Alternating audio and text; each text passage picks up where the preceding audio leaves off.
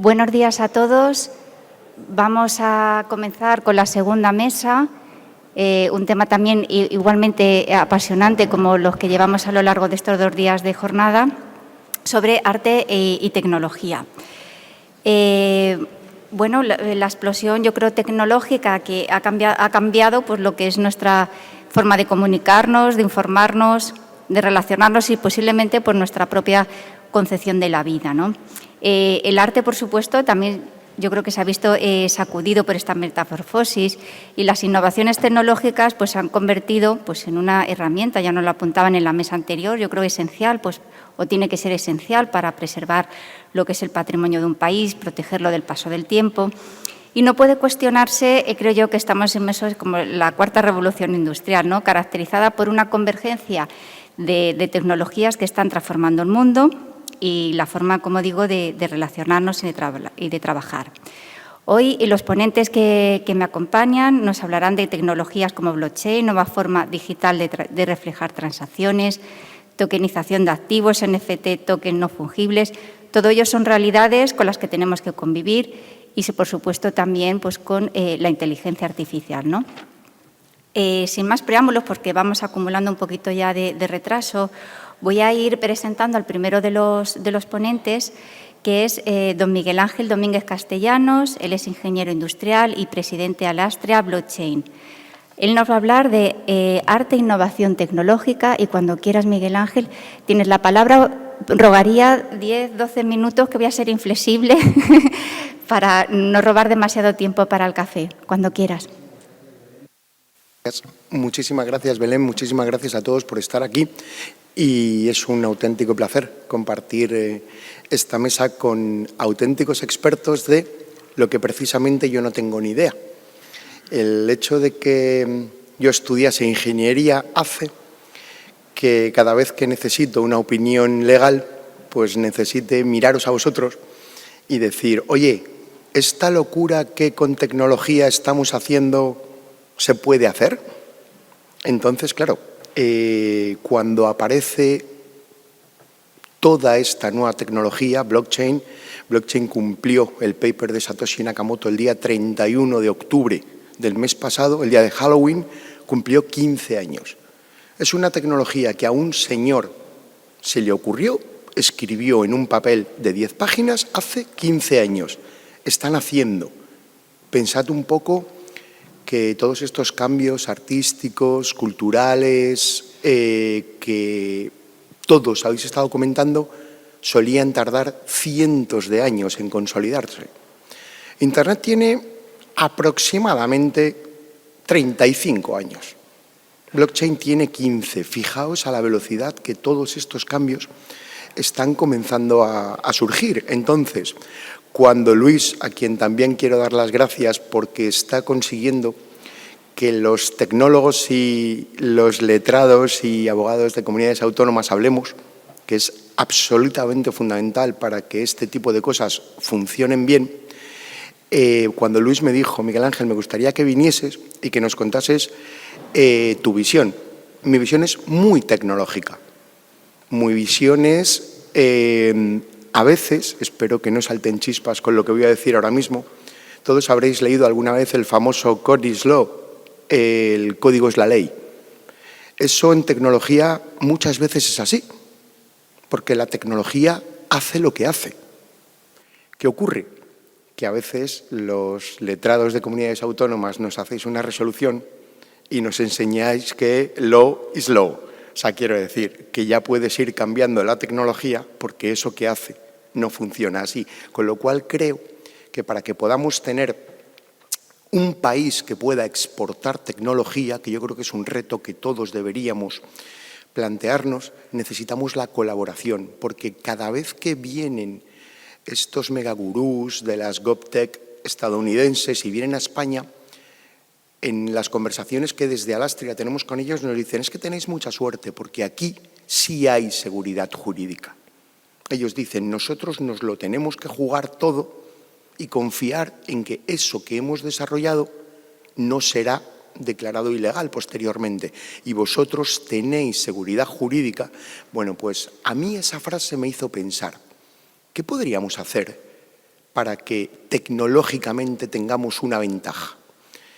Y fue cuando a Luis y a Fernando, los presidentes de los consejos de informáticos, se les ocurrió, oye, ¿por qué no trabajamos juntos?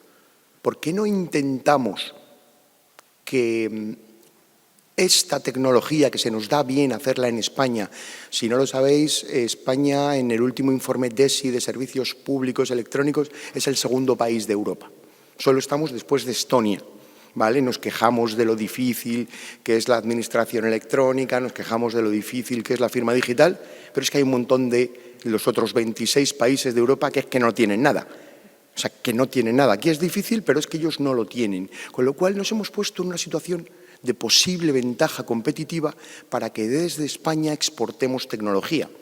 Si trabajamos juntos y vosotros tratáis de que toda esa regulación que tenemos tenga resoluciones que nos permitan tener ventaja, nos va a ser mucho más fácil como país exportar tecnología, que es un poco en lo que estamos trabajando en Alastria. Alastria, para los que no lo sepáis, es la mayor asociación de blockchain de este país. Dentro de la junta directiva actual que yo tengo el honor de presidir está, por ejemplo, Banco Santander, BBVA, Repsol, Mafre, Metrobacesa, Garrigues. O sea, quiero decir, las más importantes empresas. Jimena está en el Consejo Asesor Legal de Alastria. O sea, es decir, los profesionales que se están empapando de esta nueva tecnología que acaba de nacer, pues están alrededor de Alastria. La misión de Alastria, ¿cuál es ahora? Que dejemos de decir aquello de es que en España solo compramos tecnología de Google, Facebook, Amazon, las grandes Big Tech, y que consigamos exportar tecnología, porque en esto hay un mapa que a mí me encanta. Si hubiera podido poneros el PowerPoint que tenía preparado, lo hubierais visto. En esta tecnología España hay un mapa mundial que tiene números de dónde está ocurriendo esta tecnología en el mundo. Bueno, pues para que os hagáis una idea, la costa oeste de los Estados Unidos tiene un 7, la costa este tiene un 41 y España tiene un 58. España que va fuera de Europa. A Europa le han puesto un número para toda Europa y a España le han puesto el suyo. Y yo creo que estamos un poquito en Alastria impulsando todo esto. ¿De qué me gustaría hablar? Me gustaría hablar de infraestructura. Alguno va a pensar, Miguel Ángel, te has equivocado, tenías que hablar de arte. No, quiero hablar de infraestructura porque me gustaría haceros reflexionar sobre esta tecnología todavía no tiene infraestructura. ¿Os acordáis hace 20 años cuando no teníamos internet en el móvil, cuando te movías de tu casa donde ya tenías un router ADSL que funcionaba regular y te ibas a otro sitio y decías, no, es que allí no tengo internet? Bueno, pues esta tecnología todavía no tiene internet. Hay que construirla. Hay que construir esa infraestructura. ¿Para qué? Para dar servicio ¿a quién? A los letrados de comunidades autónomas, no solo a ellos, al mundo entero. Entonces, igual que lo hemos visto antes desde este país, se convierte en la mayor ventaja competitiva. Entonces, a mí me gusta acabar mis intervenciones haciendo apelaciones para que consigamos cosas juntos.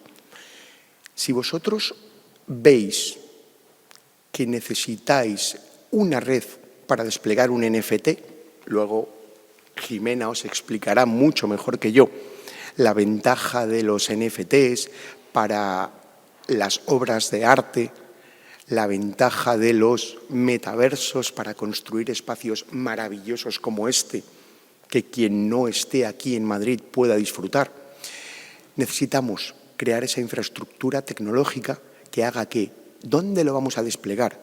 Ahora mismo, todos habréis escuchado hablar, obviamente, de Bitcoin. Bitcoin aquí no aplica, porque en Bitcoin no se pueden desplegar smart contracts. Es la evolución, como el blockchain 2.0, que fue Ethereum. Este se inventó en 2014. Vale, cuando tú intentas desplegar un NFT, que es ni más ni menos que un certificado de autenticidad de una obra, a veces deberíamos hacer una traducción, porque el mundo tecnológico y el mundo son absolutamente paralelos. Un NFT, que es el certificado de autenticidad de que esta obra de arte es auténtica. Eso es un NFT. Ventajas de que sea digital, que tú no puedes partir ese cuadro en 1.000.000 de trozos. Y el NFT sí. Yo puedo comprarme 1.000.000ésima parte de la propiedad de una obra de arte. Eso os lo va a contar Jimena después. Entonces, ¿cuál es la apelación que me gustaría hacer con vosotros? Que cada vez que intentemos hacer una resolución de algo que tenga que ver con blockchain, con metaverso, con arte digital, con cultura digital, llaméis a vuestro compañero, el friki que ha leído todas estas cosas, porque me gustaría acabar con una anécdota. Yo, en una charla con un exministro de Justicia hace no muchos meses, le intentaba explicar que la tecnología hace lo que hace y que si tú usas una tecnología como blockchain en la cual no se puede borrar, que para muchas cosas es maravilloso, aquello de, oye, es que no han podido borrar esa base de datos, no me pidas que la borre, no me pidas que ejerza un derecho como el derecho al olvido. Entonces me decía, ya, pero es que eso está en la ley. Y digo, hombre, nosotros a veces cambiamos la tecnología para que cumpla la ley. Igual vosotros podíais cambiar la resolución para que la tecnología funcione mejor, porque la alternativa es no usar una tecnología que nos puede mejorar la vida a todos. Y entonces me dijo, tenemos que hablar más. Así que, por mi parte, muchísimas gracias por haberme invitado y termino con un tenemos que hablar más.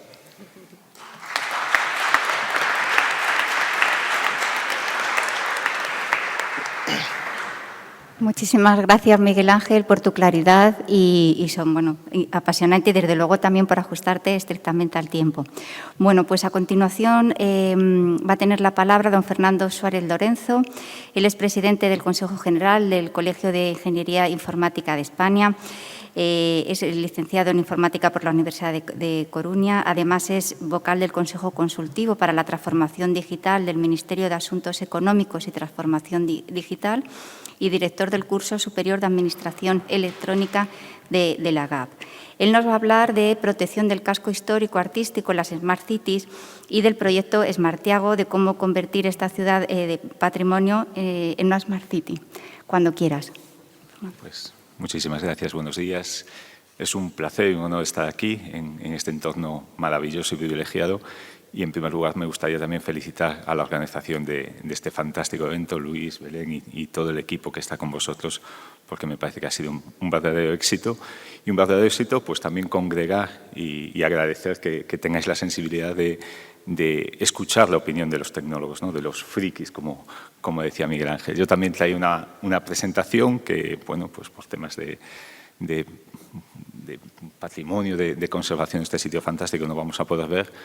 Así que, como decía Belén, voy a hablar de un proyecto que es el de digitalización del casco histórico de Santiago. Estáis todos invitados a verlo en primera persona, que seguro que es mucho mejor que verlo en una presentación de PowerPoint. Bueno, el proyecto Smartiago surgió en torno al año 2012. En aquel momento ya existía la tecnología blockchain. Y los que no tuvimos la visión de invertir en bitcoins en aquel momento, que seguramente hubiera sido más productivo para nosotros, pues nos dedicamos a ver cómo podíamos implantar tecnología para que un casco histórico protegido, en este caso una ciudad patrimonio, pero que podría ser también replicable en cualquier otro casco histórico que tiene muchísimas ciudades, pues pudiera hacerlo más atractivo, más eficiente y pudiera sobre todo mejorar la calidad de vida de los ciudadanos. Para esto nos enfocamos en una oportunidad que también nos ofrece la ley, que es la compra pública e innovación. La compra pública e innovación, que seguramente pues, todos conocéis, no es un nuevo tipo de contrato ni una nueva forma de adjudicación, sino que está recogida en la Ley de Contratos del Sector Público, pero lo que permite es dar solución a retos que se plantean en distintos ámbitos. Y en el caso de un casco histórico pues, se planteaban distintos retos, como podían ser las comunicaciones, en un entorno como Santiago, eminentemente de piedra, con calles estrechas, con cierta altura también en los edificios, que todo lo que es comunicaciones inalámbricas dificultaba la penetración de estas señales, y que a día de hoy pues, todos sabemos que Internet es un bien tan necesario prácticamente como tener luz y agua, ¿no? Y por lo tanto, no solo para los comerciantes, que también, sino también para los residentes, era uno de los principales retos. Otro de los retos era cómo podíamos mejorar también todo lo que tiene que ver con iluminación pública, no solo para hacerla más eficiente, para ahorrar en costes, sino también para evitar esta contaminación lumínica que muchas veces afecta a muchos entornos históricos, y cómo además podíamos buscar ese reto que nos permitiera también combatir la presencia de cierto tipo de plagas. No sé si recuerdan, hace no mucho pues, se procedió también a la restauración de la fachada bueno, todas las fachadas de la Catedral de Santiago, porque estaban cubiertas de moho, y de hecho bueno, la imagen de la catedral fue totalmente diferente una vez se quitó todo el andamiaje. Pues uno de los retos que se planteaba, y se plantea como reto, no quiere decir que haya una solución, pero lo que se plantea es que no queremos comprar algo que está en el mercado, sino que fomentar esta innovación desde la demanda del sector público para mejorar el servicio que se ofrece, era cómo podíamos mejorar esta iluminación para también combatir esta tipología de plaga biológica. Y como digo, esta compra pública e innovación no solo permite la mejora del sector público, del servicio público, no solo permite también esa mejora del sector empresarial, sino que al final redunda en beneficio de todos y redunda también en una mejora de todo lo que tiene que ver con innovación empresarial, con un primer cliente de referencia, que es la administración pública, y con entornos que luego son altamente replicables, como decían otras ciudades patrimonio, otras ciudades que cuenten con cascos históricos, o incluso que pudiéramos también exportar al exterior, ¿no? Y como decía Miguel Ángel, constituir a España como un referente también en la innovación. En esa hoja de ruta que diseñamos, además de estos dos retos que ya comenté, el de comunicaciones en el casco histórico y el de iluminación pública, planteamos otros dos retos importantes. Uno de ellos es la gestión de residuos. La gestión de residuos, que lo que se intentaba no solo es mejorar en las tasas de eficiencia en la recogida, en las tasas también de reciclaje, en la implicación de toda la ciudadanía a través de herramientas como pueden ser la gamificación, sino también la complejidad que tiene la gestión de los residuos en el propio casco histórico. Un casco histórico al que la penetración de vehículos es complicada, al que vehículos de alto peso también dañan el suelo, dañan el pavimento, y en el que, los que seguramente casi todos conocerán Santiago de Compostela, pues la hostelería está muy presente y, por ejemplo, la gestión del vidrio pues, genera también muchísimo ruido a altas horas de la noche, ¿no? Por lo tanto, se buscaban cómo solucionar estos retos. Y, por último, todo lo que tenía que ver con movilidad. Con movilidad en el casco histórico, pero cómo afecta también a toda la ciudad y cómo afecta a la aparición de nuevas oportunidades en cuanto a la movilidad individual, como pueden ser patinetes eléctricos, bicicletas, etcétera, con los pros y contras que suponen. Ventajas en cuanto a disminución del tráfico, en cuanto a la disminución de las emisiones, pero las dificultades que también tienen en cuanto a la convivencia con peatones y con los propios vehículos. Entonces, una vez trazada esta hoja de ruta, presentamos este proyecto a fondos de desarrollo desde la innovación, fondos FID, de innovación desde la demanda, perdón. Decía aquí que también en este grupo de trabajo que habíamos liderado en el Ayuntamiento de Santiago, pues participaba un compañero suyo, un letrado, actualmente es secretario del Consejo Consultivo de Galicia, que es Pepe Oreiro, y ahí, pues, como bien apunta Miguel Ángel, esta comunicación, esta interrelación entre la parte tecnológica y la parte jurídica fue absolutamente fundamental para llevar a éxito estos proyectos. ¿Cuál es la actualidad? Bueno, me hubiera gustado que se pudiera ver, pero, por ejemplo, en el caso del despliegue de la fibra óptica, este año se va a completar el despliegue en todo el casco histórico. Finalmente, la decisión, después de distintas alternativas y de distintos proyectos piloto, fue llevarla en la fachada, pero de forma disimulada para evitar mayor cableado y que pudiera también afectar a todo este patrimonio histórico. Como decía, este año se va a completar todo el tendido de fibra al casco histórico de Santiago, que es un bien absolutamente necesario. Va a ser la primera de todas las ciudades patrimonio en España que tenga cobertura completa en este casco histórico, y esta es una de las bases para los demás proyectos. En cuanto al de iluminación, se ha desarrollado un proyecto que se llama Chromalux. Ya se han establecido 3 pilotos en edificios singulares y que, como decía antes, no solo se reduce el consumo energético y se minora también esa contaminación lumínica, sino que se están teniendo unas tasas muy positivas de frenar el crecimiento de distintas colonias biológicas que al final afectaban a este patrimonio. También hemos desarrollado sistemas de comunicación, de mejora de esta comunicación a través de la fibra que antes desplegábamos, aprovechando también la iluminación pública que llega prácticamente a todos los lugares del municipio y que también puede mejorar la seguridad ciudadana, iluminando, por ejemplo, de forma automática pasos de cebra, etc. En cuanto a la gestión de residuos sólidos urbanos, se han instalado distintos contenedores inteligentes que a través de sensorización y de sistemas de autoaprendizaje, de lo que es inteligencia artificial, permiten también mejorar la gestión de residuos. De forma que no solo se pueda actuar en el momento que es necesario, sino que también se fomenta esta participación ciudadana a través de gamificación, con premios, con recompensas a los ciudadanos, pero que también pueden detectar, por ejemplo, cuando depositamos algún tipo de residuo en el contenedor que no es apropiado y con ello estableciendo también políticas de mejora, políticas educativas para que la ciudadanía pueda mejorar en este tipo de comportamientos. Pero sobre todo lo que se pretende es que sean autosuficientes, que gestionen su autoconsumo, que no necesiten ni siquiera alimentación eléctrica, pero sobre todo, como decía, que podamos adaptarlos a la demanda y a las distintas zonas. No es lo mismo el casco histórico en la zona en la que hay pues, más hostelería que en las zonas en las que hay más residentes o con la cuarta fracción, como se establece este mismo año. En cuanto a la movilidad y a la seguridad, se ha establecido un gemelo digital de la ciudad. Un gemelo digital lo que pretende es emular el comportamiento de la ciudad mediante sistemas tecnológicos y que lo que permite también es ver cuál puede ser el impacto de las decisiones de peatonalizar distintas calles, de cambiar el sentido del tráfico, de cómo pueden afectar, por ejemplo, establecer carriles bici o carriles para patinetes y demás.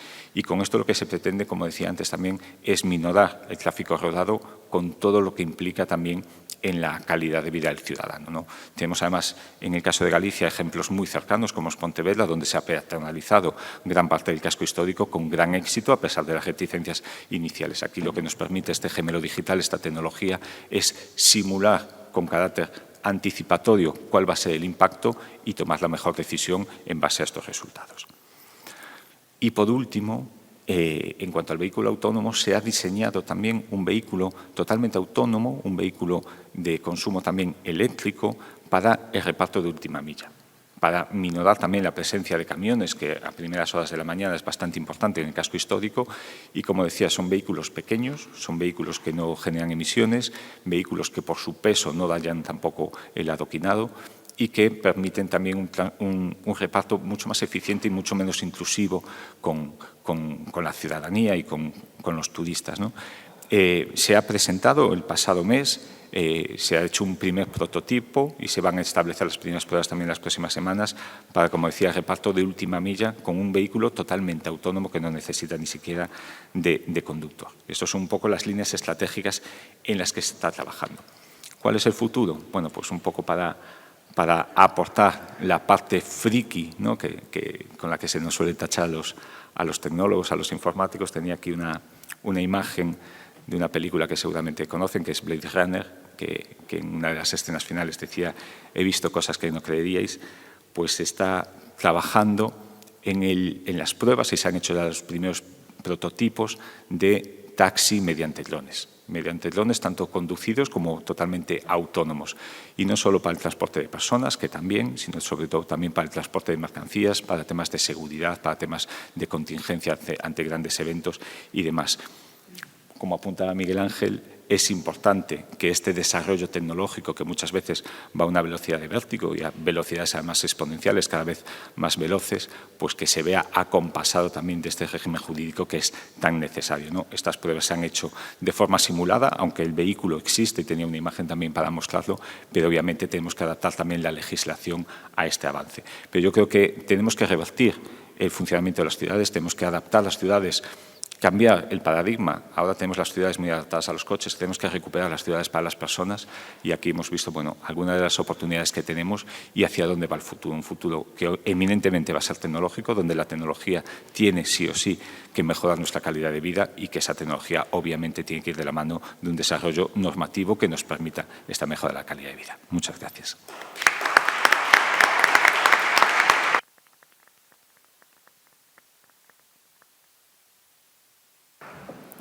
Muchísimas gracias, Fernando.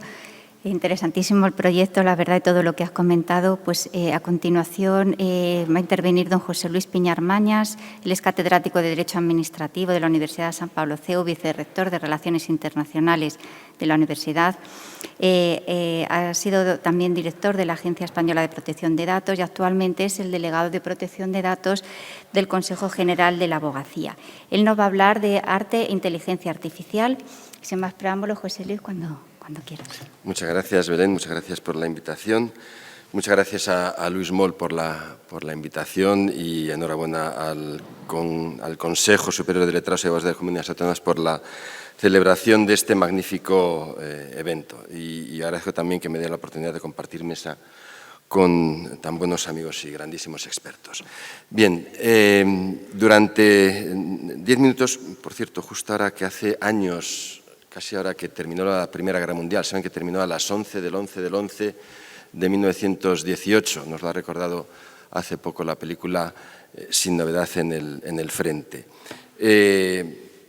Durante 10 minutos voy a hablar de derecho e inteligencia artificial, total nada. Voy a intentar tan solo transmitir algunas reflexiones desde el derecho, no desde la técnica, sino desde el derecho, acerca de si es posible para el derecho generar un concepto de arte. Y si se genera un concepto de arte, y si hay un concepto de arte, cómo puede resultar afectado por las técnicas de inteligencia artificial. No voy a entrar en la definición de inteligencia artificial, muchísimos documentos y hay literatura extensísima sobre lo que es la inteligencia artificial. Hay una propuesta de Artificial Intelligence Act que está siendo debatida, como saben ustedes, por la Comisión Europea. España tendrá la presidencia rotatoria de la Unión Europea en el segundo semestre del 2023 y el Gobierno español ya ha mostrado su interés en que, para entonces, si no está aprobada antes, se apruebe esa propuesta de ley de inteligencia artificial. Es una propuesta de ley, es un reglamento. Ahora los reglamentos comunitarios, como saben, se les llama leyes para resaltar su relevancia o su importancia, algunos de ellos, y a este en particular. Bueno, tiene una definición, pero en definitiva la inteligencia artificial lo que es un sistema para generar información de salida en base a una información de entrada. Hay un libro muy interesante sobre inteligencia artificial que se titula If, then, si, entonces. Y esto es la inteligencia artificial, los algoritmos es si ocurre esto, se produce tal consecuencia. El tema es la cantidad de información que se utiliza, los millones de datos para generar una información y que esa información sea más o menos precisa y que puede ser incluso llegar a ser incluso creativa, que este es el verdadero problema, si puede llegar a crear, luego me referiré a este punto.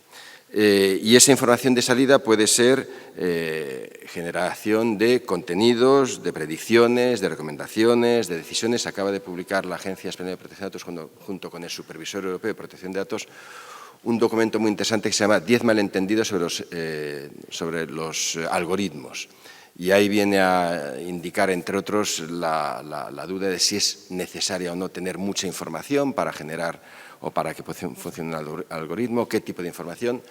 Bueno, el tema es que estamos hablando de que la inteligencia artificial pueda generar algún contenido y, en este caso, si puede llegar a generar una obra de arte. Y esto nos debe, entonces, en primer lugar, hacer reflexionar acerca de si el derecho puede o no definir lo que es el arte. Voy a referirme a yo creo que sí, o al menos he intentado. Con qué éxito, eso es distinto. Voy a referirme a un viejo decreto, un Real Decreto de 25 de octubre de 1895, para que veamos que el derecho está pendiente de todas estas cosas desde hace mucho tiempo. Cuando se habla de nuevas tecnologías, la verdad es que muchas veces hay que tener en cuenta que no hay nada nuevo bajo el sol y que el derecho ha aportado soluciones, si no a problemas como los que ahora tenemos, sino sí otros problemas realmente relevantes. Pues siempre, el derecho lo que pretende es siempre aportar soluciones a problemas que se plantean a la sociedad, ¿no? Ese es el objetivo del derecho, para evitar conflictos. Bueno, pues este Real Decreto de 25 de octubre de 1895 es un decreto por el que se decreta que el museo, llamado hasta entonces de Arte Contemporáneo, que se creó por un decreto de 1894, llevará el nombre de Museo de Arte Moderno. Y entonces se empieza a distinguir entre qué se entiende por arte contemporáneo y qué se entiende por arte moderno. Y la exposición de motivos de este Real Decreto es realmente deliciosa y gira en torno a la distinción a efectos jurídicos entre arte moderno y arte contemporáneo. Dice, el arte contemporáneo haría referencia a obras de arte y autores referentes a una misma edad o tiempo, mientras que el arte moderno hace referencia a un concepto más amplio que permite abarcar siglos enteros, llegando incluso a establecer qué debe entenderse por arte moderno, para señalar que en el rebautizado Museo de Arte Moderno se reunirán y conservarán las obras más importantes, y aquí quiero llegar, de pintura y escultura que sean propiedad del Estado, ejecutadas por artistas españoles de los que más hayan brillado desde la extinción de las antiguas escuelas regionales, cuyo último y excepcional florecimiento personifica Francisco de Goya. Y define el arte moderno como el arte posterior a Francisco de Goya. Y por eso, en principio, ahora ha cambiado, en el Museo del Prado las obras que se podían colgar eran las que llegaban hasta Goya. Y en el Museo de Arte Moderno comenzaría con las obras, por ejemplo, de Madrazo. Por tanto, se quiso definir jurídicamente qué era el arte, pero realmente se puede definir, Rodotà ha dudado que haya ciertos conceptos que se puedan definir, aunque están siempre presentes en el derecho. Y, por ejemplo, ha hecho un libro también magnífico, precioso, que se llama Derecho de Amor, publicado por Trota en 2020. Y dice cómo el derecho, que siempre ha estado girando en torno al amor, no puede definir qué es el amor. Puede el derecho también definir qué es el arte. Se ha intentado, en Italia también, Giannini hizo una reflexión muy interesante acerca de lo que es el concepto de bien cultural, un concepto abierto y además un concepto que depende en mucho de las aportaciones de otros expertos, sociólogos, por supuesto, historiadores del derecho, historiadores del arte, artistas, etcétera, etcétera. Si a esto le añadimos la aportación de la innovación tecnológica, tendremos que preguntarnos si lo que se crea desde la inteligencia artificial es o no arte. Paul Valéry ya advirtió hace tiempo que las novedades, dijo, las novedades y los cambios de la técnica modificarán la inventiva y quizá acabarán cambiando completamente el concepto de arte. Y Walter Benjamin señaló que todo lo propio de la autenticidad no puede ser reproducido, ya sea tecnológicamente o de otro modo. Y ha habido sentencias incluso que se han enfrentado a lo que es el concepto del arte. Y me refiero a una sentencia que ha comentado magníficamente uno de los máximos expertos en Derecho de la Cultura, que es el profesor Jesús Prieto de Pedro. Es la sentencia del llamado caso Brancusi, que quizá muchos de ustedes conocerán. Es una sentencia de 1928, que se produce como consecuencia de una controversia que se origina en el puerto de Nueva York en 1926 al intentar desembarcar 20 esculturas de Brancusi. destinadas a una exposición. Pero un funcionario de aduanas, un eficiente funcionario de aduanas, examina la mercancía, el cargamento, para determinar el arancel que corresponde pagar por esa mercancía que quiere entrar en Nueva York. Y considera que no es arte, que no puede considerarse, no puede calificarse como arte esos objetos, sino objetos metálicos, médicos, dice, o de cocina. Y, por tanto, ese es el arancel que debe pagar esos objetos, esas 20 esculturas de Brancusi. Y esto genera un debate interesantísimo. Se presenta recurso contra esa calificación, se desestimó el recurso por considerar que la obra de Brancusi no era arte, sino que eran simples objetos metálicos que tenían que pagar ese arancel, y se interpuso de nuevo un recurso ante el Tribunal de Aduanas y dictó una famosísima sentencia, la del caso Brancusi, de 26 de noviembre de 1928. ¿Qué es lo que ocurrió? El tribunal lo que hizo fue analizar el concepto, para determinar si estaban ante una obra de arte, el concepto del autor. ¿Quién es el autor? Y el autor es un artista. Es un artista reconocido, y los artistas lo que hacen es ejecutar obras de arte. Y, además, a continuación, analiza qué debe entenderse por obra de arte. Y en una audiencia que está muy bien relatada y explicada, intervienen múltiples artistas y expertos, y se pudo llegar a la conclusión de que en aquel caso se estaba realmente ante una obra de arte, no solo por el hecho de que el autor era un artista, un reputado escultor, sino porque además esos objetos, eran unas piezas originales y servían a fines decorativos con una, decían, utilidad igual a la que pudiera tener cualquier escultura de los maestros antiguos. Y además eran objetos bellos y agradables. Y en base a esta opinión de los expertos se consideró que aquello eran obras de arte y tenía que pagar el arancel propio de las obras de arte. Bueno, entre nosotros también ha habido sentencias famosas. La sentencia del Tribunal Supremo 16 de octubre de 2002 sobre la polémica restauración del Teatro de Sagunto. Muñoz Machado se ha ocupado de ello en su obra La resurrección de las ruinas. O las sentencias que hay sobre si las corridas de toros son o no manifestación artística, sentencias incluso del Tribunal Constitucional o sentencias del Tribunal Constitucional referidas a las caricaturas, caricaturas y libertad de expresión, por ejemplo. Bien, es decir, el derecho sí puede, de alguna manera, enfrentarse a lo que se entiende o no por arte. Y debe calificar a ciertos efectos qué es una obra de arte. El tema es, ¿y la inteligencia artificial puede crear obras de arte? ¿Puede crear obras de arte? En un magnífico trabajo, Ramón López de Mántaras ha analizado la inteligencia artificial y las artes hacia una creatividad computacional. Y el tema es este. ¿Puede haber una creatividad computacional? ¿Puede el ordenador considerarse como una entidad creativa en sí misma? ¿Es la inteligencia artificial un sistema que puede llegar a crear arte? En definitiva, puede haber una creatividad computacional. Él analiza una serie de supuestos, centrándose sobre todo en la música y en la pintura. Y parece que poco a poco se va aceptando, se va considerando que la inteligencia artificial puede crear obras de arte.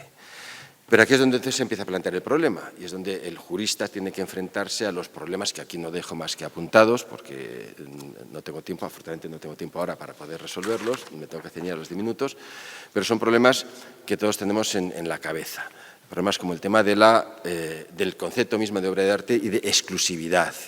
Del régimen jurídico de las reproducciones. Antes hablaba de las NFTs como garantía de autenticidad de la obra de arte, o la posible compartimentalización de obras de arte. El problema de la autoría, el problema de propiedad intelectual, tantos y tantos problemas. El problema, por ejemplo, de la explicabilidad del algoritmo. Cuando se habla de los algoritmos en la inteligencia artificial hay ciertos principios, están en parte en esa ley de inteligencia artificial, que deben predicarse de los algoritmos. El no sesgo, evidentemente, la transparencia, la explicabilidad. Se aplican estos principios también a los algoritmos que crean o que puedan generar obras de arte. Y luego, y termino ya con esta reflexión, hay que tener muy presente, en mi opinión, hasta qué punto la inteligencia artificial en el estado actual, no sé, en el futuro, en el estado actual, puede realmente crear obras de arte. Si vemos o analizamos los ejemplos que ya hay de esculturas, pinturas, composiciones musicales, veremos que no tienen originalidad.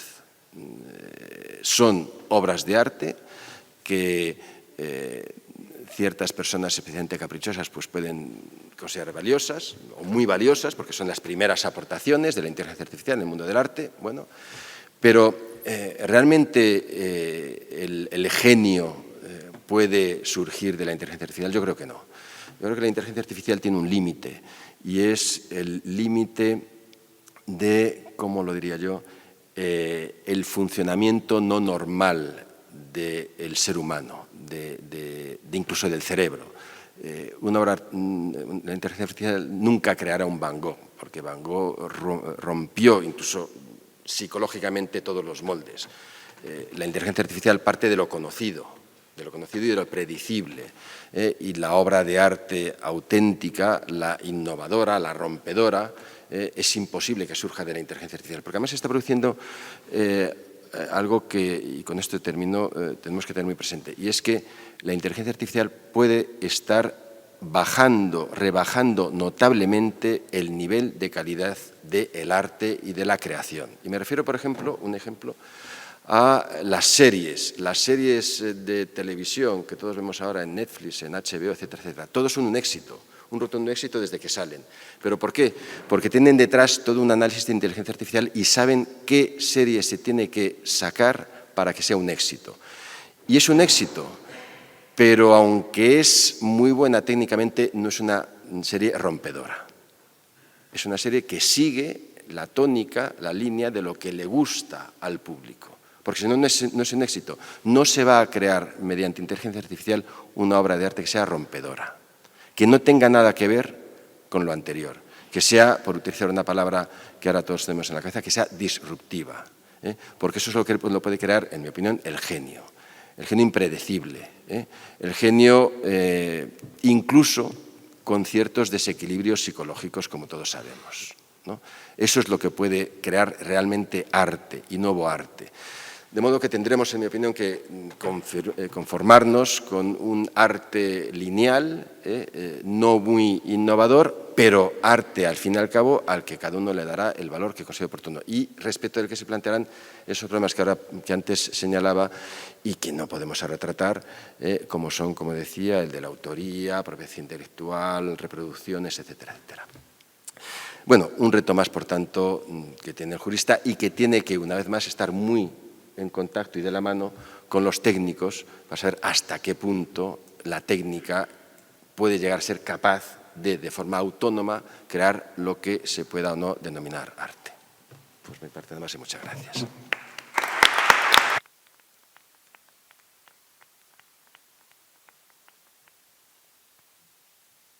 Muchísimas gracias. Yo también estoy sufriendo con el tiempo porque es que da gusto oíros de verdad y siempre nos quedamos cortos. Brillantes las reflexiones que has apuntado sobre inteligencia artificial y bueno, esperemos que podamos en otro foro, en otro momento, ir avanzando sobre cada uno de los temas de la mesa. A continuación va a tomar la palabra doña Jimena Campuzano Gómez Acebo. Ella es registradora de la propiedad y mercantil desde el 2001 y vocal de Nuevas Tecnologías y Bases Gráficas de la Junta Autonómica del Decanato de Registradores de Madrid. Nos va a hablar sobre la protección del patrimonio cultural, histórico y artístico, los registros de la propiedad y las nuevas realidades tecnológicas, NFT y metaversos. Cuando quieras, doña Jimena. Bueno, buenos días a todos. Muchas gracias. Voy a intentar ganar tiempo al reloj, que para eso todavía no se inventó ninguna tecnología, pero bueno, para llegar pronto al café. Muchas gracias, Luis, muchas gracias, Belén y Alicia, por la invitación y por la organización. Bueno, las administraciones públicas, los poderes públicos tienen un deber general impuesto por la ley, tanto por la ley estatal como por las leyes autonómicas, de conservar, proteger, enriquecer el patrimonio histórico-artístico y además dar acceso a los ciudadanos, deberes que se derivan de la propia Constitución española, los artículos 44 y 46. Por otro lado, nos encontramos inmersos en la cuarta, algunos dicen que ya en la quinta revolución industrial, que ha cambiado todo completamente. Ha cambiado la forma de relacionarnos, de trabajar y también ha cambiado la forma de acceder a la cultura. Entonces nos encontramos con estas dos realidades. Los poderes públicos siguen teniendo estos deberes de conservar, proteger y fomentar el enriquecimiento del patrimonio histórico-artístico y con esta nueva realidad digital.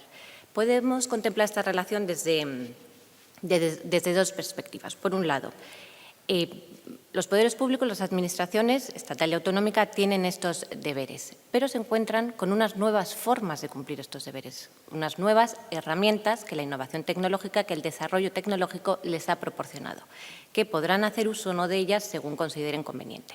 Es decir, la misión no ha cambiado, el servicio público no ha cambiado, la obligación de conservar este patrimonio, pero lo que tenemos son nuevas herramientas tecnológicas.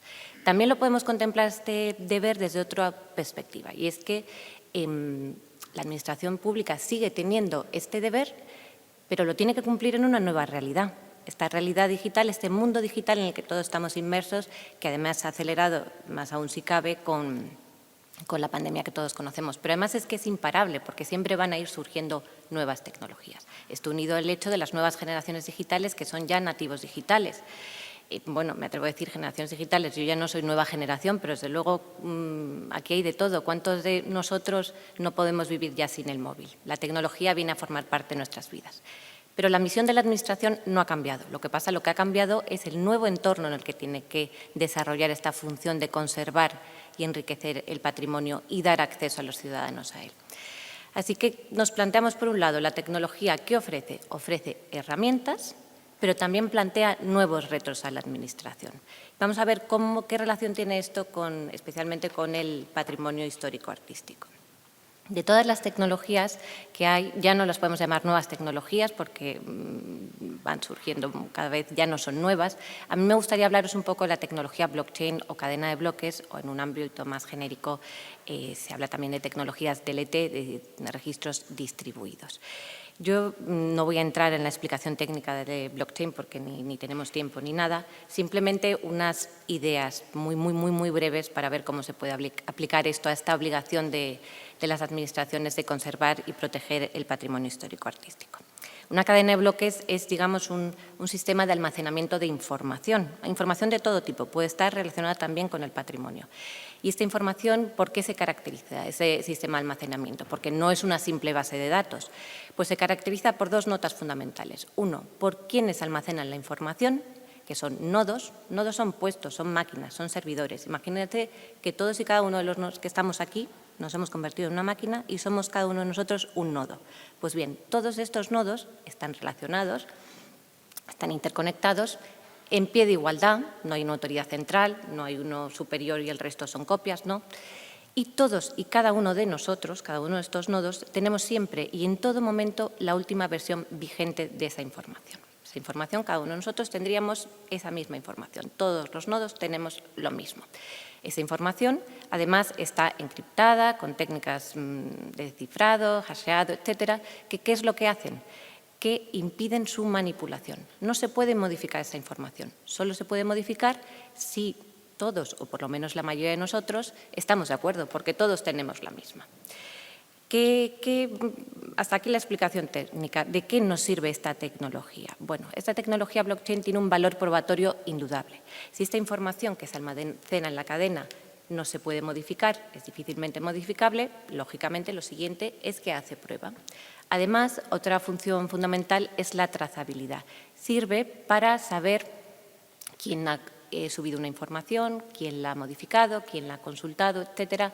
Todos procesos en los que intervengan distintos agentes. Imaginemos todos esos expedientes que hay que tramitar, declaraciones de bienes de interés cultural, autorizaciones de transmisiones de bienes integrantes del patrimonio artístico. Todos estos expedientes, todos estos hitos podrían ser almacenados en una red blockchain. Pero este no es el valor de la red blockchain, está bien, pero su valor va mucho más allá. ¿Qué es la revolución que ha planteado esta tecnología blockchain? Que es que permite por primera vez transmitir valor de forma digital. Imagínense que yo soy Van Gogh, que no lo soy, y hago los girasoles, pero lo hago en modo digital, en un archivo digital. Intento vendérselo a cualquiera de ustedes.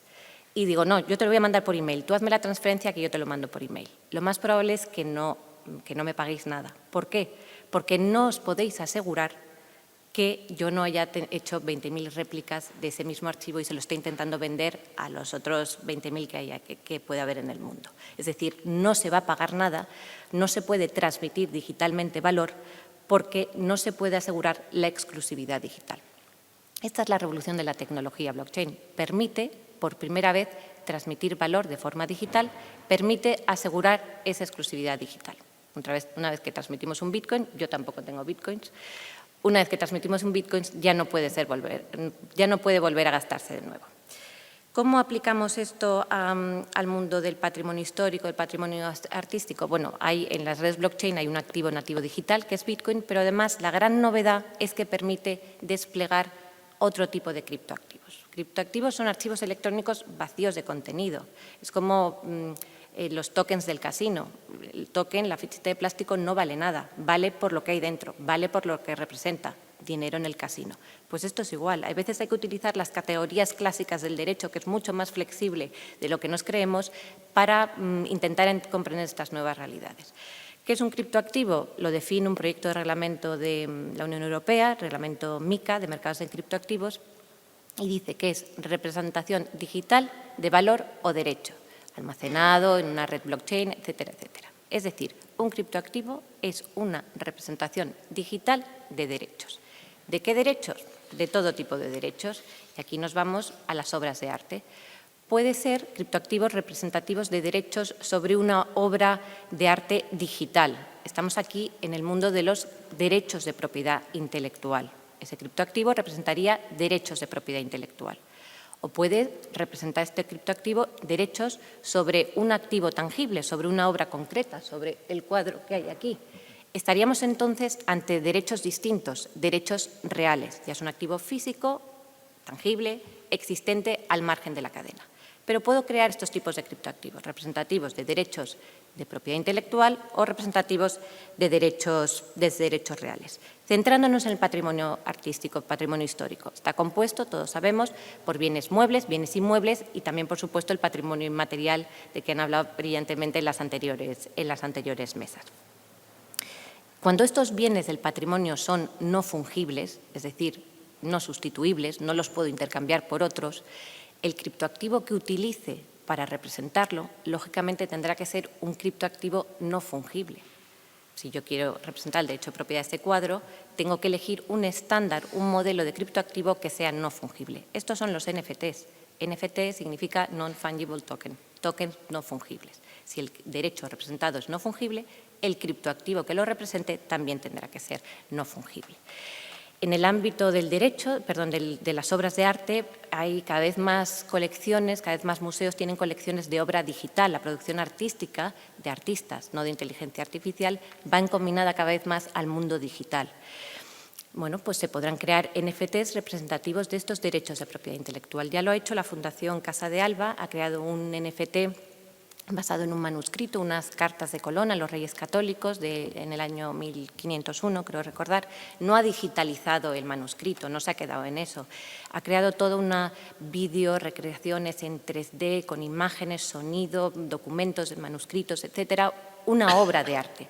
Y ha emitido un token representativo de esa obra de arte, que podrá ser objeto de circulación, que podrá ser expuesto, lo que quiera. Pero es una nueva forma más de representar y una nueva forma más de conservar y de dar acceso al patrimonio, fomentar el acceso a la cultura. También podemos encontrarnos, como ya he dicho, con obras físicas, tangibles, crear entonces NFTs representativos de esos derechos sobre esas obras físicas. Imaginemos las meninas de Velázquez.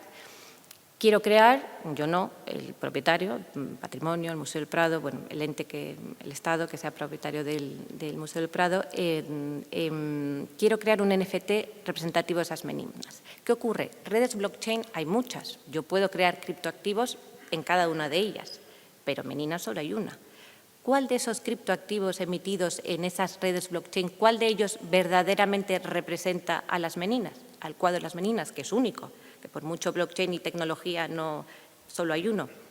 Bueno, hay que solventar este problema de la falta de vinculación entre el mundo digital y el mundo físico.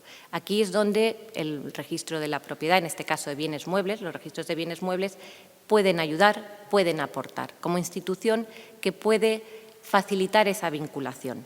Tenemos el activo físico, el cuadro, la obra de arte, que puede ser del Estado, puede ser integrante del patrimonio histórico-artístico y que pertenezca a un particular, y tenemos ese NFT.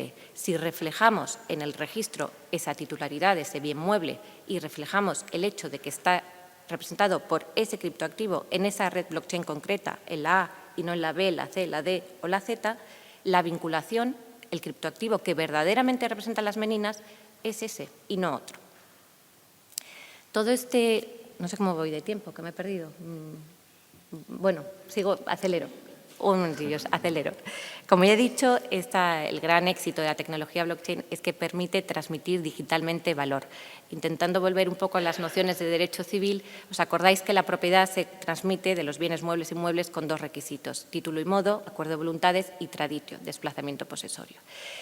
Hasta ahora no era posible transmitir digitalmente. El acuerdo de voluntades se puede hacer electrónicamente, eso no tenemos ningún problema. La ley de contratación electrónica no hay problema. El problema era la traditio, el desplazamiento de posesorio. Digitalmente no se podía hacer. Amazon no lo ha conseguido. Si no lo ha conseguido Amazon, pocos. Bueno, pues la tecnología blockchain lo ha permitido, porque permite este desplazamiento posesorio que se haga de una forma simbólica. El criptoactivo representa, digamos, unas llaves digitales, y ese desplazamiento del criptoactivo en la red blockchain supondría el cumplimiento de la traditio. Por lo tanto, si tengo acuerdo, contrato, apretón de manos y tengo desplazamiento posesorio, entrega de las llaves físicas en mi casa o entrega de las llaves digitales de ese NFT que representa ese derecho real sobre un bien mueble, sobre una obra de arte, podré transmitir la propiedad. ¿Por qué traigo esto a colación? Porque esto plantea un reto. Claro, si la transmisión de la propiedad puede hacerse de forma digital, ya no es necesario el desplazamiento físico. Es decir, un extranjero no necesitaría venir a España a comprar una obra de arte. No necesita tampoco otorgar poderes a nadie para que venga a comprar una obra de arte. Sabemos que los bienes muebles que integran el patrimonio artístico están sujetos a limitaciones. No se puede, bueno, algunos hay que pedir autorización para transmitirlos o para llevarlos a extranjeros y otros directamente está prohibido. Y tenemos esta nueva forma digital que amplía las posibilidades de disposición y no obliga a la gente a venir a España a comprar el objeto, la obra de arte.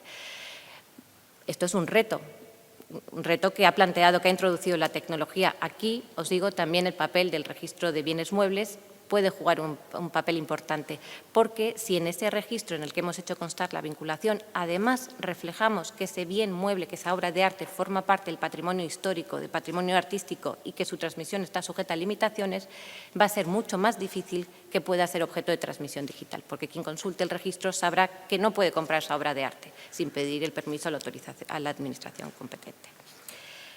Hablaros, y ya con esto termino, bueno, todo esto se puede extrapolar, por supuesto, a los bienes inmuebles integrantes del patrimonio histórico, del patrimonio nacional o de las comunidades autónomas y con sus distintas categorías de protección, y aquí la institución que realizaría esta vinculación es el registro de la propiedad. Gemelos digitales, ya he hablado de ellos fenomenalmente Fernando, son réplicas virtuales de un activo físico, por ejemplo, de un cuadro en el mundo digital. Pero no solo eso, no es una copia digital, es mucho más allá. Por ejemplo, si tenemos tecnologías de IoT, Internet of Things, de dispositivos dispositivos conectados, y ha mencionado el anterior ponente en la mesa anterior esos sensores de la humedad, del entorno, de la catedral. Bueno, pues imaginar estos dispositivos en un museo, esos sensores de la humedad, de la temperatura, etcétera, que llevasen esa información a ese entorno digital, a ese gemelo digital de esa obra de arte. Esto permitiría predecir qué va a ocurrir en el futuro, cómo se va a ver afectado, evitar problemas, y también, por ejemplo, en los procesos de conservación de las obras de arte, de los cuadros de los museos. Estos modelos digitales permitirían llevar a cabo simulaciones y evitar muchos problemas. Yo termino, solo deciros que la tecnología ha venido a sumar, a aportar y a plantear nuevos retos en la conservación del patrimonio histórico-artístico, patrimonio de todos, y que los registros de la propiedad y de bienes muebles que yo aquí represento, pues podemos colaborar en esa labor.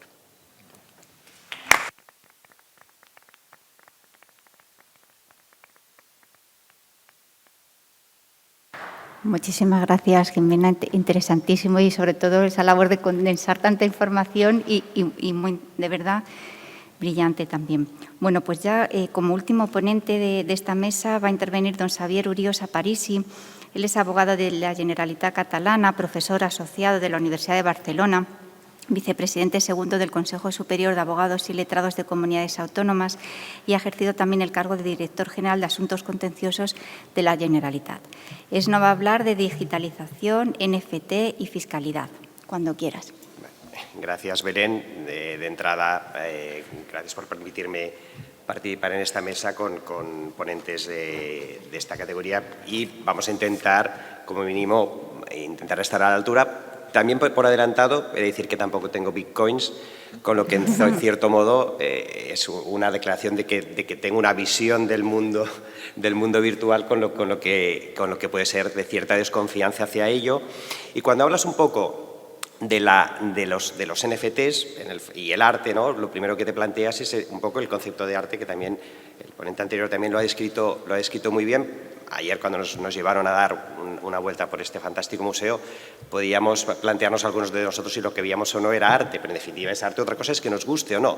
Eso es cierto, pero yo siempre que me encuentro con un contencioso en el que tengo que mirar a ver cómo lo defino, siempre voy a la Real Academia, al diccionario de la Real Academia de la Lengua Española, por si me da alguna pista que me pueda ayudar. Si no me ayuda, la descarto, evidentemente.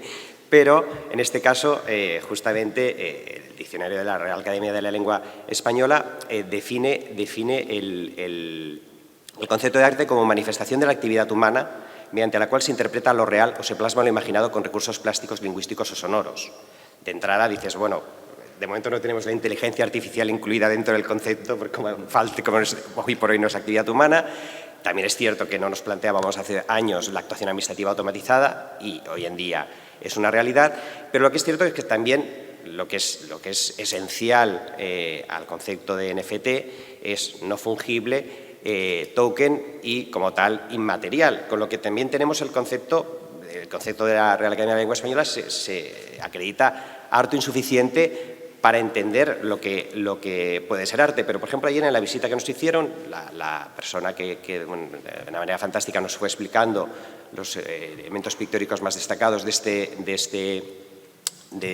esta Real Academia, me hizo gracia que comentó, dice, bueno, la fotografía, dice, a principios de siglo la fotografía se explicaba en las exposiciones tecnológicas. Hoy en día nadie discute que sea arte, ¿no? Es la propia evolución que se produce, y lo que es cierto es que los NFTs lo que requieren y tienen es un componente tecnológico evidente que a los que somos juristas nos genera o desconfianza o desconocimiento, ¿no? Cualquiera de estas dos cuestiones siempre son peligrosas o nos obligan a ir a buscar los conceptos jurídicos básicos que todos hemos aprendido, y de hecho ya se ha comentado en esta mesa, las normas jurídicas clásicas en el fondo nos acaban dando respuesta. En definitiva, un activo no fungible como es un NFT, el artículo 337 del Código Civil de 1889, los bienes fungibles, aquellos que usados en uso, función y destino se consumen, el resto no fungibles. Evidentemente, un bitcoin es fungible y, como tal, es tratado como divisa, y la propuesta de regulación europea conocida como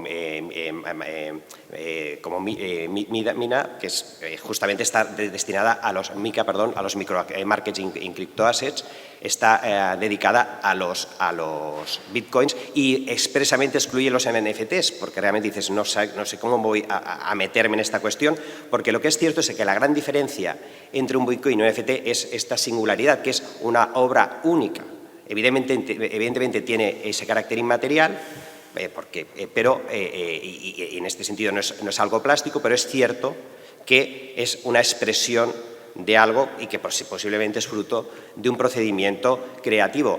A partir de esta configuración, lo que es cierto es que encima nos encontramos con el segundo elemento adicional, el concepto de token, el concepto del blockchain, el tratamiento continuado de los bloques, evidentemente garantizando esa existencia, ¿no? Se ha comentado que se acredita que eso existe, pero tampoco vas a cuestionar que te da la certeza absoluta de que eso sea verídico. En definitiva, la propia tecnología tiene unas insuficiencias que obligan a la hora de trasladar a los efectos jurídicos que se derivan de los hechos y actos jurídicos a intuir de lo que estamos hablando. Y digo intuir porque, de hecho, en la ponencia, si habéis leído el título, habla de fiscalidad, ¿no? Y atendiendo al poco tiempo del que dispongo, me remito parcialmente, porque ya era un momento en que me dirán que calle para poder ir a tomar un café, pues hay una consulta vinculante muy reciente de la Dirección General de Tributos, la 486-2022 de 10 de marzo, en la que resuelve una consulta sobre los NFTs, ¿no? Y lo divertido de esta consulta es que cuando va analizando el supuesto de hecho que derivaría la tributación o no del IVA de una determinada persona que se dedica mediante Photoshop a manipular o alterar fotografías y venderlas a través de Internet, sobre si está sometido a IVA, no está sometido a IVA, y a lo largo de esa consulta continuamente está parece que, porque en definitiva yo creo que los pobres inspectores que estaban analizando la cuestión decían, tampoco sabemos bien de qué es lo que estamos hablando, ¿no? Y en definitiva es lo que decimos, que es el token. Evidentemente tenemos ese no fungible, ese inmaterial, y que evidentemente es indestructible, o sea, que es probatorio, y al mismo tiempo tenemos el concepto de lo que decíamos como no susceptible de destrucción, pero al mismo tiempo lo que sí que es cierto es que lo que es importante en el ámbito de la posesión, que en definitiva del arte, cuando alguien tiene algo, lo que quiere es, volvemos al Código Civil, artículo 348 del Código Civil, la propiedad da el derecho de gozar y disponer sin más limitaciones que las establecidas por las leyes. En definitiva, tú lo que quieres es poder acreditar que eres el propietario y, en su caso, si quieres, lo necesitas o simplemente has de transmitirlo por lo que sea, que puedas hacerlo de manera cierta y que nadie pueda cuestionar esa titularidad. Y es donde realmente el mundo de los NFTs está en construcción. El primero de los ponentes justamente lo que ha dicho ha sido, no existe esa infraestructura, no está por construir. Dices, bueno, más o menos está construyéndose, ¿no? O existe, pero en definitiva también hemos de pensar. También nosotros, muchos de los asistentes, tenemos una vocación eminentemente pública, estamos mucho más imbuidos por el derecho público que la multiplicidad de las normas que las caracteriza, cuando en el ámbito del derecho privado todo es más etéreo y, evidentemente, la Administración, siempre lo hemos dicho, no puede funcionar con análisis de riesgos. Por el contrario, sí que funciona, el ámbito privado sí que funciona con análisis de riesgos. Esto es evidente. El sistema de notificaciones que hacen las administraciones públicas es mucho más riguroso que el que se está implantando en el ámbito privado, porque en definitiva dicen, bueno, es más barato, lo hago de esta manera, y si alguien me lo cuestiona, yo creo que el juez, a través de la prueba por indicios, no me discutirá que ese señor abrió tal día tal correo, ¿no? Entonces, en definitiva, eso trasladado en parte a los NFTs es la realidad con la cual nos encontramos, ¿no? Es lo que se ha comentado antes, de que tú tienes un NFT que en definitiva es un archivo digital a través del cual es un enlace que te lleva a ver una determinada obra artística, ¿no? Y dices, no tienes en el blockchain no tienes la obra porque, entre otras cosas, bueno, Es una de las modalidades de que se habla en NFT, que se ha usado muy poco en la práctica. ¿Por qué? Porque colgar una obra en el blockchain, y si ya es caro el consumo, imaginémonos encima la capacidad que requiere ocupar en el blockchain esa obra. Eso es inviable. Entonces lo que hay son enlaces a través de los cuales tú puedes acceder a una determinada obra, a una determinada expresión artística, pero esa expresión artística está en un determinado lugar. Ese es lo que se llama ese activo subyacente, ¿no? Que no necesariamente ni siquiera tiene que ser propiedad del que tiene ese NFT, porque depende del smart contract que hay detrás, ¿no? Smart contract que además no necesariamente en los sucesivos transmitentes pueden tener por qué saber cuáles son las condiciones. Y finalmente también tenemos la cuestión relativa a los derechos de propiedad intelectual que antes se ha comentado. Evidentemente el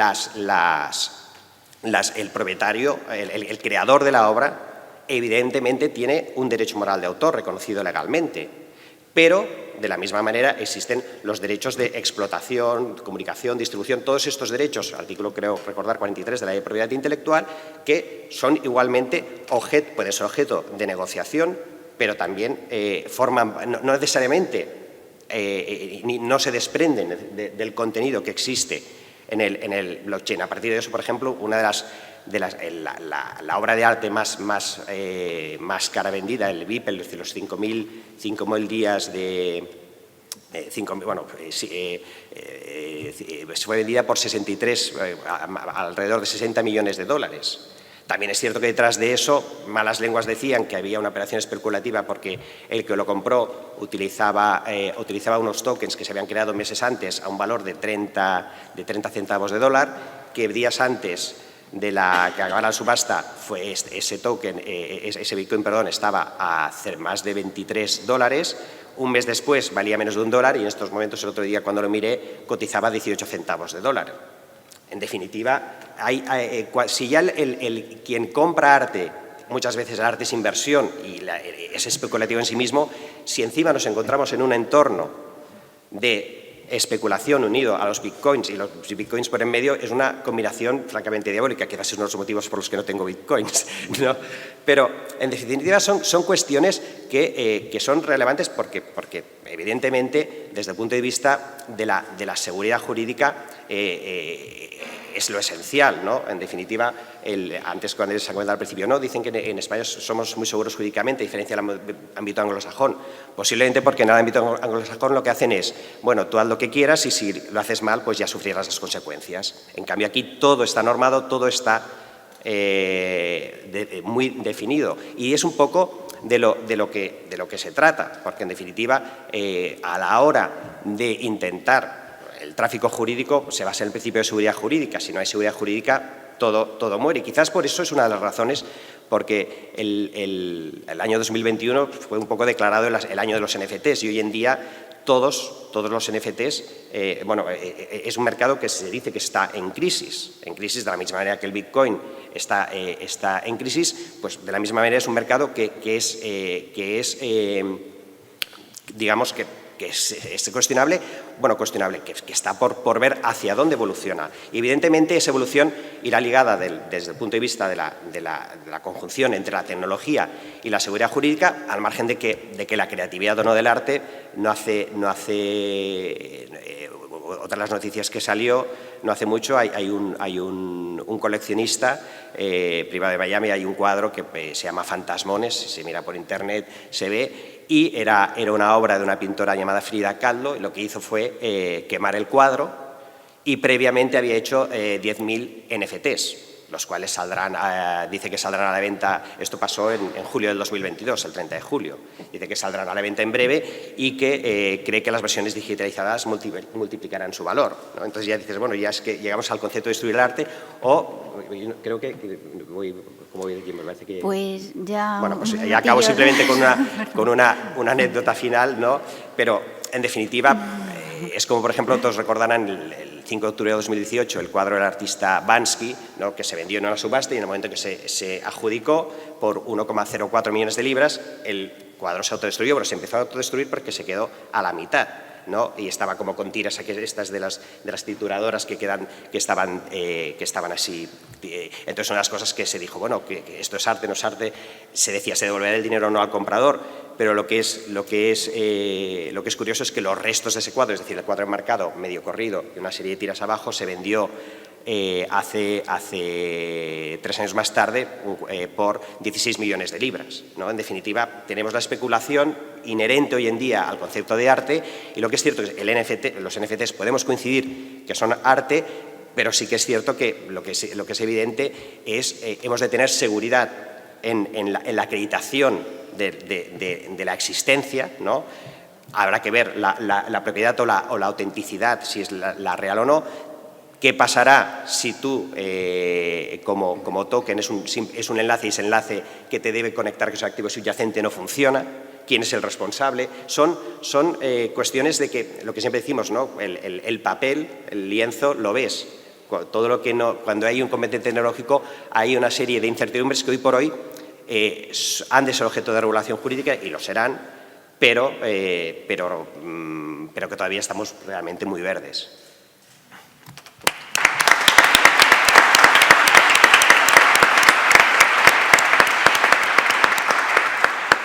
Bueno, muchísimas gracias a todos por vuestras intervenciones, y me queda claro que el arte y la tecnología forman un tándem indisoluble, y bueno, por haber expuesto en tan poco tiempo, ¿no? Pues esas las tecnologías. Ya no, me he quedado con lo que ha dicho Jimena. Ya no voy a hablar de nuevas tecnologías, sino de tecnología, las posibilidades que ofrece.